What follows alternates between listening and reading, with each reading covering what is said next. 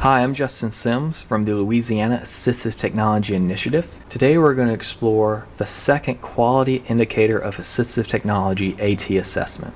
AT assessment is a formal approach to determining a student's exact AT needs when the IEP team has considered that AT is required or may be required for the student and need additional help and support from their education agency. This process generally consists of a referral or request from the IEP team, parent notification of an assessment, screening based on a student's area of need and background information, a range of AT to explore, possible trial use, and resulting in a document explaining how all this information led to the conclusion of a AT tool or suggestion. AT assessments do not always have to be extremely long, and criteria is determined both by the state and the education agency. It's important to note that an assessment is not the same as an evaluation, since an evaluation determines if a student is eligible for special education and must be conducted by someone who is certified for that required testing. The Quiet Leadership Team identifies 7 indicators that IEP teams and agencies need to look at to determine the effectiveness of their AT assessments. Number 1, procedures for all aspects of assistive technology assessment are clearly defined and consistently applied. The IEP team needs written procedures to know how to request an assessment, when to request an assessment, and who to even request it from. There needs to be a plan to implement trial use of an AT device if that's required, to report the results, and to resolve conflicts that may arise during the assessment process. Too often, the lack of policies and procedures lead to students never receiving the AT they may require. Number 2, assistive technology assessments are conducted by a team with collective knowledge and skills needed to determine possible assistive technology solutions that address the needs and abilities of students, demands of customary environments, educational goals, and related activities. Remember that an assessment is not an evaluation for special education.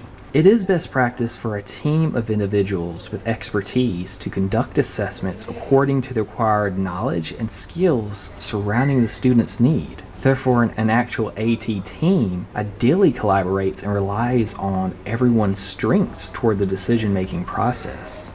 Number 3, all assistive technology assessments include a functional assessment in the student's customary environments, such as the classroom, lunchroom, playground, home, community setting, or workplace. How a student uses their assistive technology, or even what assistive technology to use, can depend on the environment, such as what they would do in their classrooms at school versus extracurricular activities or specials, or being at home to complete their homework. The team needs to work together to decide what the student's unique needs are beyond just that homeroom classroom. Number 4, assistive technology assessments include needed trials and are completed within reasonable timelines.